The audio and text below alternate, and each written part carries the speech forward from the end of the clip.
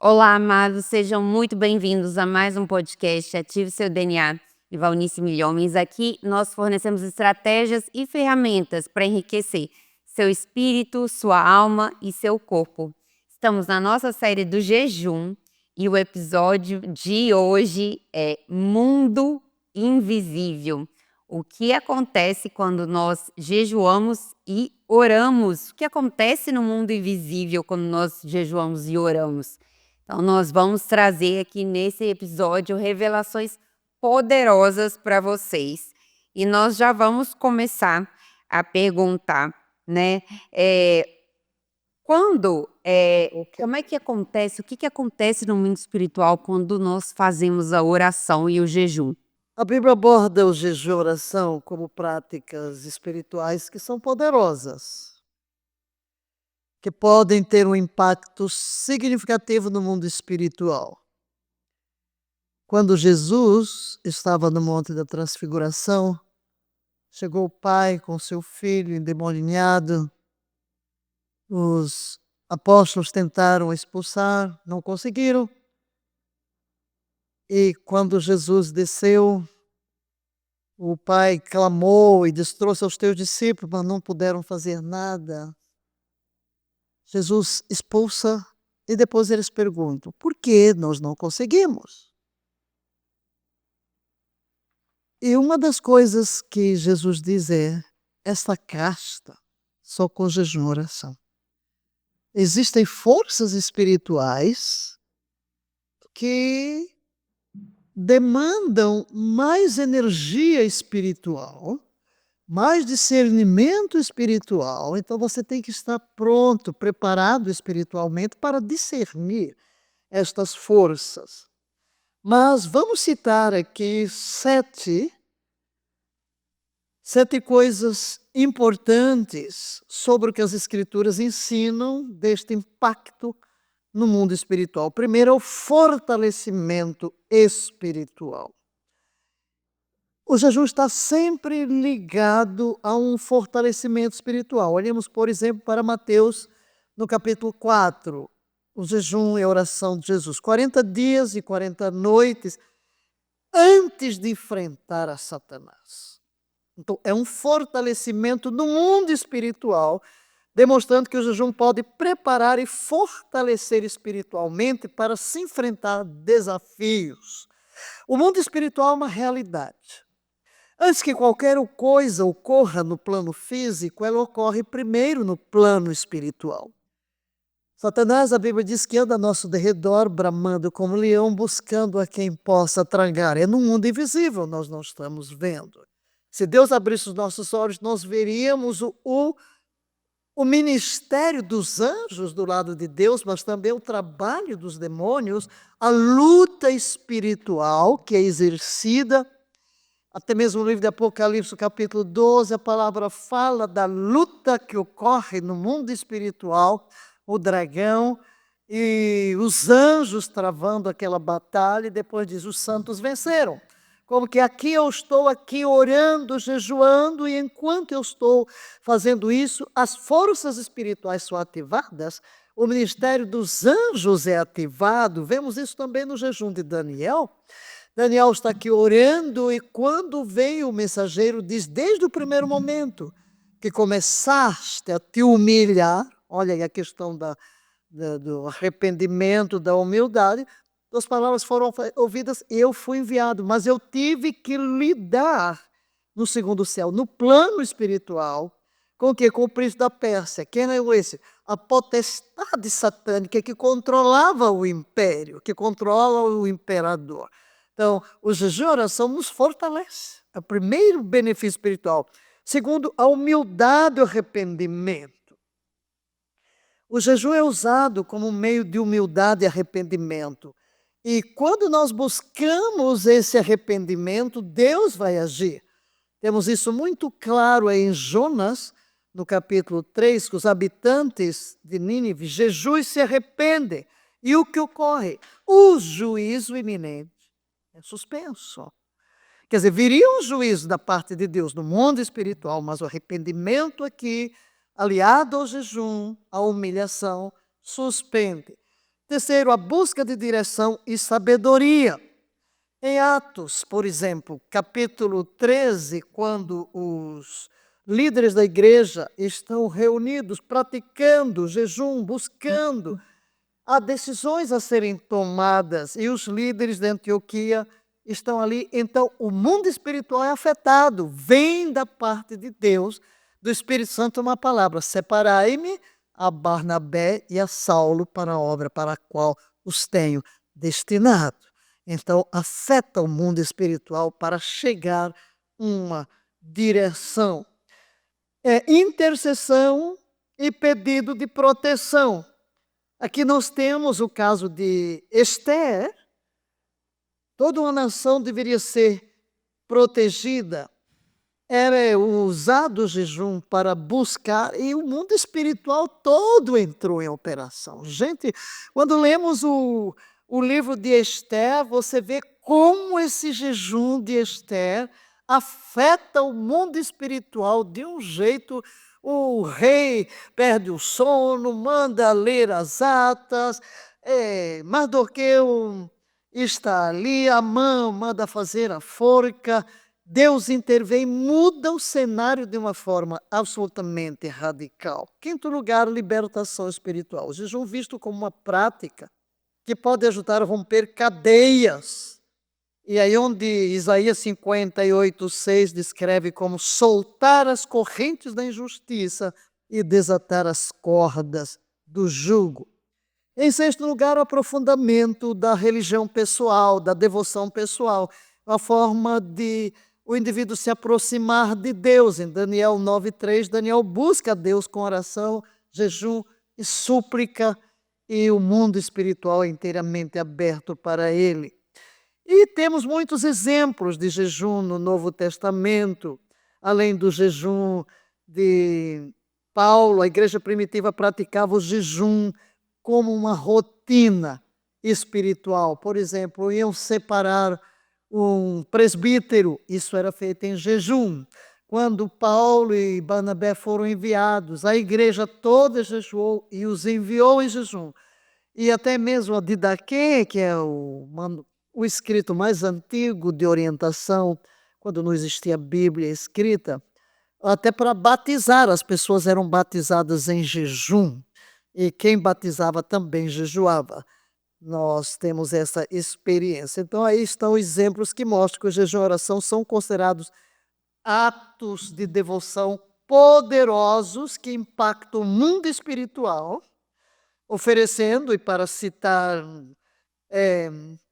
clareza espiritual, força, proteção, conexão mais profunda com Deus. Agora, é importante também ressaltar que estas práticas sejam realizadas com o coração certo, não como um mero ritual, mas como uma expressão sincera de fé, de confiança, de submissão a Deus, para que esses efeitos espirituais se façam notar. E como então que o jejum, que é mencionado em Joel 2, está relacionado às nações, ao derramar do Espírito, ao evento do fim dos tempos? Vou ler uma parte pequena aqui. Ainda assim, agora mesmo, diz o Senhor, convertei-vos a mim de todo o vosso coração, e com isso, com jejum e com choro e com pranto. Mais adiante, ele promete derramar o seu Espírito sobre toda a carne. Então, como que Joel 2 pode estar relacionado aí às nações, ao derramar do Espírito? A palavra profética tem várias aplicações. Vamos ver aqui o contexto. O jejum mencionado em Joel, ela toca em várias questões. A primeira delas é o arrependimento. Toca em arrependimento, toca em renovação, toca em expectativas escatológicas e revelando um profundo significado em relação às nações, o derramar do Espírito Santo e eventos dos finais dos tempos. Vamos ver o contexto de Joel 2. O livro de Joel trata de uma devastação que veio sobre a terra das diversas pragas de gafanhotos, que devoraram a cultura alimentos, falta trigo, falta vinho, falta azeite. E o capítulo 2 enfatiza a necessidade do povo buscar a Deus, porque a situação em que eles encontram é resultado do pecado. A nação se desviou de Deus, a nação pecou e, como resultado, Deus retira a proteção. É muito claro, quando olhamos para o Antigo Testamento, verificar que cada vez que o povo se aparta de Deus, Deus renova a proteção. E quando o povo se arrepende, Deus abençoa as plantações, as fazendas, o gado, a chuva chega no tempo certo. Então, é um chamado. Primeira coisa que foi um chamado para o arrependimento. Joel 2, 12 e 13 exorta que o povo se converta de todo o coração, especificamente para Israel. Só que, como eu disse, há várias aplicações. Nós podemos aplicar Joel a qualquer nação, a qualquer situação. Aqui tem a estratégia de como reverter uma maldição nacional. Bom, é isso aqui que Deus nos deu para o Brasil. Meu livro, O Jejum e a Redenção do Brasil, é baseado em Joel. Até porque Deus me mostrou nos 4 tipos de gafanhoto, 4 períodos da história do Brasil, as 4 brechas nacionais dadas a Satanás para nos afligir, o estado em que nos encontrávamos e como reverter isso pelo jejum, pela nossa conversão, a igreja, o meu povo que se chama pelo meu nome, não é o governo. Então, pelo arrependimento, pelo jejum, para reverter a maldição nacional. Okay. Isso é uma parte. Ela se aplica a Israel e se aplica a qualquer nação ou qualquer situação. No meio da maldição, no meio do desespero, é arrependimento, jejum, oração. Depois, temos o derramar do Espírito. Aqui, nos versículos 28 e 29, quando ele diz, depois disto derramarei do meu Espírito sobre toda a carne, vossos filhos, vossas filhas profetizarão, vossos jovens terão visões, vossos velhos terão sonhos, e até sobre os servos e servas derramarei do meu Espírito naquele dia. Quando chegamos no Novo Testamento, em Atos capítulo 2, Joel interpreta o derramar do Espírito com esta profecia. Então, quando está escrito, e há de ser que depois de quê? Do arrependimento, do jejum, da oração, isso é escatológico. O Espírito só seria derramado quando o Messias viesse. E Pedro diz, isto é o que estava profetizado por Joel. Então, Joel, a profecia de Joel também seria o que, eu diria que é o elemento, o novo elemento que ele trata. Primeiro, ele trata do problema dos gafanhotos, da maldição da terra. Segundo, um chamado arrependimento que é nacional. Ele diz que até os noivos devem sair da sua recâmara e ir jejuar. As crianças de peito, todo mundo deve ir para o templo, todo mundo jejuar para reverter a maldição. E o derramar do Espírito é realmente o outro elemento de Joel. E aí, o quarto elemento é que vem eventos escatológicos dos últimos dias. Joel 2 também é amplamente interpretado como prefigurando eventos finais. No versículo 30 diz, mostrarei prodígios no céu e na terra, sangue, fogo, colunas de fumaça. Isso é algo que vai acontecer lá na frente, é o chamado dia de Yahvé, dia de juízo. Então, sinais escatológicos, claro. Então, a combinação de jejum, oração e o derramar do Espírito, veja bem, veja bem o que é que podemos chegar aqui à conclusão. O que vai ocorrer nos fins dos tempos está ligado ao quê? Número 1, arrependimento. Número 2, clamor das nações. Número 3, combinação de tudo isso com jejum e oração. Número 4, derramar do Espírito. Então aqui nós temos um padrão que se encaixa na narrativa profética de quê? Transformação e intervenção divina quando o mundo se volta para Deus antes da vinda do Messias. E, em quinto lugar, cumprimento nas nações. Por quê? Porque a promessa de que o Espírito seria derramado sobre toda a carne também alcança a terra inteira. É universal. É universal. As nações que outrora estavam distantes vão receber a luz e serão alvo da misericórdia de Deus. Concluindo tudo isso que dissemos, o jejum em Joel 2 destaca a importância do arrependimento, a busca sincera de Deus, ligando isso a Atos dos Apóstolos e a expectativa do derramado do Espírito Santo e, ao mesmo tempo, preparação para os eventos escatológicos. Multidões no vale da decisão, porque o dia de Yahvé está perto. Então, fala de um grande exército. A mensagem de Joel nos desafia a reconhecer a urgência de nos voltarmos para Deus, tanto individualmente quanto nacionalmente. À luz dessa passagem, somos convidados a considerar nossas ações, que o nosso jejum seja acompanhado de quebrantamento, de arrependimento. Então, sejamos todos inspirados a mergulhar nesse chamado de jejum coletivo para mudar as nações e nos preparar para o regresso de Jesus. Amém. E o que a história de Daniel nos mostra, nos ensina a respeito do poder da oração e do jejum? Profundas são as lições de Daniel. Porque Daniel é alguém que ele está ligado a Deus numa devoção tão grande. E aqui estão alguns ensinamentos importantes dessa história de Daniel. Primeiro, a fidelidade e a integridade. Desde o início, Daniel demonstra fidelidade.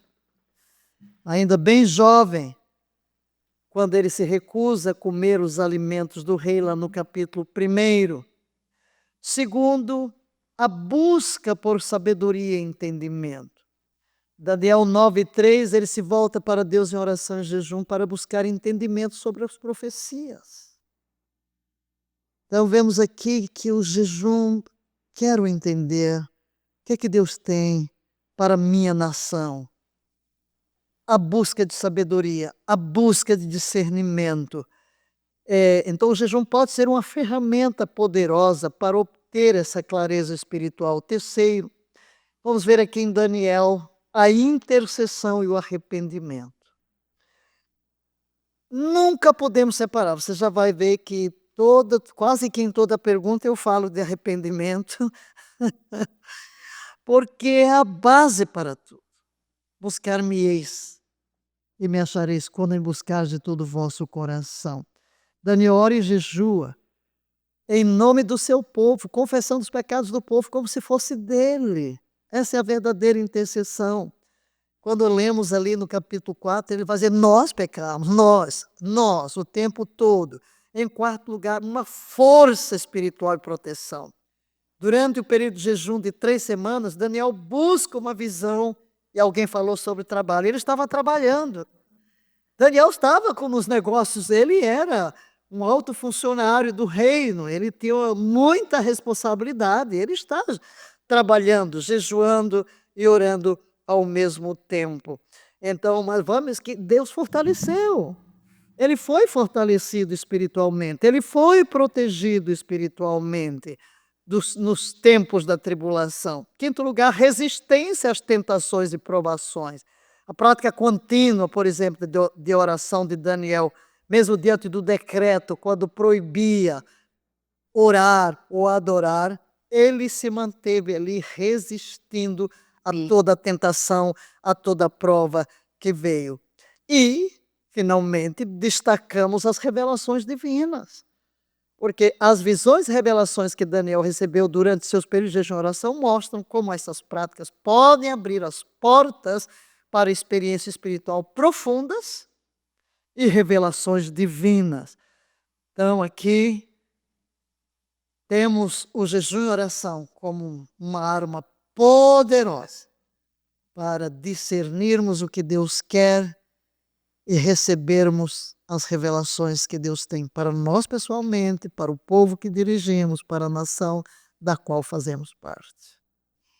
É durante o jejum ou é após o jejum que as coisas acontecem?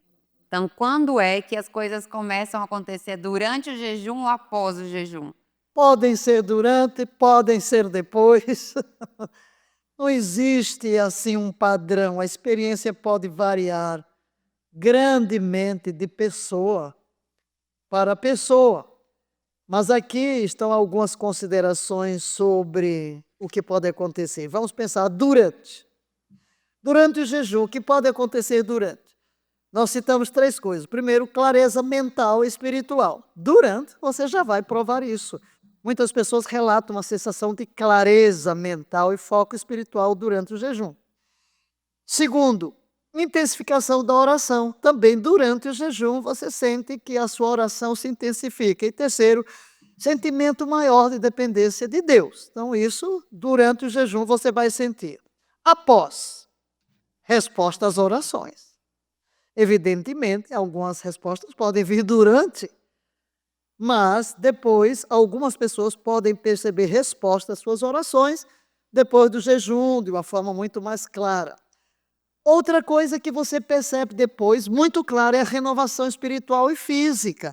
Porque às vezes durante o jejum, dependendo da duração do jejum, às vezes você parece, mas parece que Deus não falou comigo, porque você está ainda numa situação, uma mente meio, está fraco ainda. Mas depois que você vai voltando à vida normal, quanta coisa você percebe como resultado depois.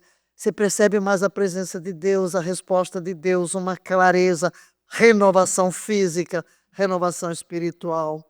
Mudanças de comportamento. Depois do jejum, você vai poder detectar que você mudou. Você está mudando. Quarto, percepção de paz e contentamento. Você fica mais feliz, mais sensação de paz e as suas práticas espirituais são impactadas, porque você começa a ter uma disciplina maior, uma constância maior. Em suma, o jejum pode produzir efeitos tanto imediatos quanto duradouros, dependendo do objetivo do jejum, da atitude da pessoa durante o processo. É importante abordar o jejum com intenção e oração, estando sempre aberto às maneiras como Deus pode trabalhar durante e após o período de jejum. Maravilha. Como a gente pode aplicar então esses ensinamentos bíblicos na nossa vida diária para fortalecer a fé e experimentar esses efeitos espirituais do jejum? Bem, nós já respondemos isso em perguntas anteriores. Tudo que nós temos que fazer, que é exatamente, eu teria que repetir tudo que falei até aqui, da necessidade que temos de buscar a Deus com intenção de jejum, de oração, de tudo isso, esses ensinos, como aplicar, viver tudo isso, não tem outro caminho, praticar, ok, vou começar um jejum, vou buscar a Deus, vou definir qual é o tipo de jejum, vou me arrepender, vou estar na expectativa. Maravilha. O jejum, ele é uma consagração a Deus? Sim, pode ser, porque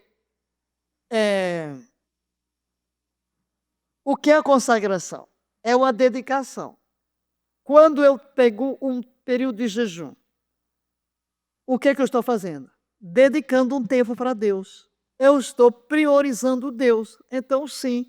Agora, posso jejuar para ter uma consagração maior? Eu diria. Deixa-me voltar aqui à Bíblia, ao capítulo 13 de Atos. O texto disse que eles, profetas e mestres, estavam reunidos em jejum, servindo ao Senhor. O que servindo? Adorando. Qual foi o propósito do jejum deles? Simplesmente estar com Deus adorando. E eu faço isso. Quantas vezes eu vou jejuar? Não é porque eu estou precisando de alguma coisa. É um período de consagração. Eu quero estar mais com Deus. Vem cá, quando você quer desenvolver um relacionamento com a pessoa, o que você faz? Toma mais tempo com ela, não? Vamos dizer, o casal, para preservar a comunhão. Quantas vezes tem que sair, deixa os filhos, sai um tempo. Uma nova lua de mel.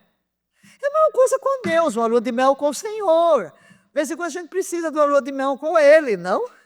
Para renovar a nossa comunhão. São chamados retiros pessoais. É consagração. É válido demais. Deus vai sempre apreciar eu chegar a dizer: Senhor, eu estou com tantas saudades de Ti, que vontade de estar só contigo esse dia todo. Você acha? Ele já está lá de braços escancarados esperando. Maravilhoso. O jejum, ele é considerado um sacrifício que é feito com algum propósito que você já explicou. Não é sacrifício. Servir a Cristo não é sacrifício. Sim, está mais do que claro que sempre temos que fazer com propósito. Ter dor de cabeça e ter diarreia com jejum é normal? Falamos já sobre isso bastante, que a dor de cabeça vem em consequência desse período em que o organismo está expelindo as toxinas. Então é sinal de que a gente está precisando de uma boa limpeza, que vem se alimentando mal. Ou você é viciado em café, faltou o café, faltou a cafeína. Claro, vai ter dor de cabeça, é normal. A diarreia, sim, pode ser por causa de um período de desintoxicação. Não é que seja normal, é uma reação de um organismo que está precisando de ser liberado. Vamos dizer, eu tomo café, mas se eu deixar de tomar café, eu não vou sentir dor de cabeça. Eu não tenho dor de cabeça no jejum, eu não tenho nenhum problema de dor, nada. Por quê? Porque meu organismo já está limpo. Então, como ele já está limpo, ele já está habituado, como eu disse, diariamente a manter uma janela, no mínimo dos mínimos de 12 horas. Quando eu digo no mínimo dos mínimos, é porque se eu como alguma coisa que eleva 17 horas, às 5 da manhã, eu não vou tomar café às 5 da manhã. O que eu vou tomar às 5 da manhã? Um suco verde. Ok? Quando é que eu vou realmente tomar café? Lá para 7h30. Então, isso significa o quê? Que o meu organismo já tem tempo suficiente para ir se limpando. Então, se eu resolvo, agora eu não vou comer, vou jejuar, está tranquilo, porque isso não é uma coisa que eu faço uma vez na vida. É diariamente, é um modo de viver. Então, ninguém fica impressionado. A dor de cabeça vai passar. Você vai lá, põe aqui, aperta, vai fazer alguma coisa. Daqui a pouco você não sente mais nada. Aí você vai dizer: posso tomar um analgésico? Aí já não entra a minha parte. Não sei se você for comer alguma coisa, talvez, mas se for com o estômago vazio, aí é você, né? Se for um jejum total é bom evitar, porque realmente pode dar uma gastrite, né. Todos esses anti-inflamatórios vão direto para o estômago, então não vai ser bom. Mas se você estiver fazendo um jejum parcial, não Não, eu teria sim. problema. É. Eu me lembro de um pregador, disse assim, pregando, estava com o jejum. Ai, nada bom, que disse assim: eu passo o rasteiro no diabo tomando aspirina, né? Enfim, não se sinta culpado por isso. Mas existem modos mais simples de você aliviar, como o gelo na nuca, na cabeça, massagear aqui com o dedo, vai, na pressão, beber bastante líquido, água. Maravilhoso. Então, esse episódio foi um episódio bem que muita gente pediu para saber realmente o que acontecia no mundo invisível, né, no mundo espiritual, enquanto nós jejuamos e nós oramos. Então, se você conhece alguém que gostaria de saber um pouco mais sobre isso, compartilhe esse episódio. Também não esquece de curtir e se inscrever no canal. E nós te esperamos no nosso próximo episódio. Quem é você? E em quem você quer se tornar? Certamente você veio ao mundo com um propósito divino.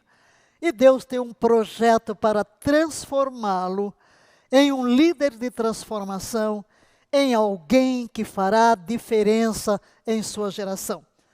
Quem fala é Valnice Milhomens, diretora do Instituto Bíblico Palavra da Fé. Estamos aqui para dizer que o nosso Instituto Bíblico Palavra da Fé tem o propósito de formar líderes transformadores, líderes cheios do Espírito Santo, líderes formados da Palavra de Deus, a única que tem poder para libertar, transformar e levar-nos a um crescimento de um degrau, outro degrau, na semelhança de Cristo Jesus. Nosso curso é um curso de 4 anos, no nível de bacharel em teologia. Nós entramos em uma parceria com a Fatim, reconhecida pelo MEC, então queremos dizer que o nosso instituto também pode lhe dar o diploma reconhecido, você terá mais uma graduação para o seu currículo. No fim do curso, você estará recebendo tanto o diploma pelo Instituto Bíblico Palavra da Fé, quanto pela Fatim, reconhecido pelo MEC. E assim você poderá demonstrar que teve uma formação sólida, porque diferente do que existe no mercado, a nossa formação inclui espírito, alma e corpo. Pensamos na pessoa de uma forma integral, não apenas uma cultura intelectual, embora não desprezemos o intelecto, pois Deus nos deu intelecto para ser usado, mas sarados, libertos de preconceitos, libertos de rejeição, libertos de cadeias e cheios do Espírito Santo. Não perca esta oportunidade, matrículas abertas, e será uma alegria, um prazer e uma honra ter você como aluno do nosso instituto. Bênçãos plenas e que Deus possa usar a sua vida de uma forma como Ele sonhou. E Ele quer que você seja verdadeiramente um líder que fará toda a diferença em nossa geração.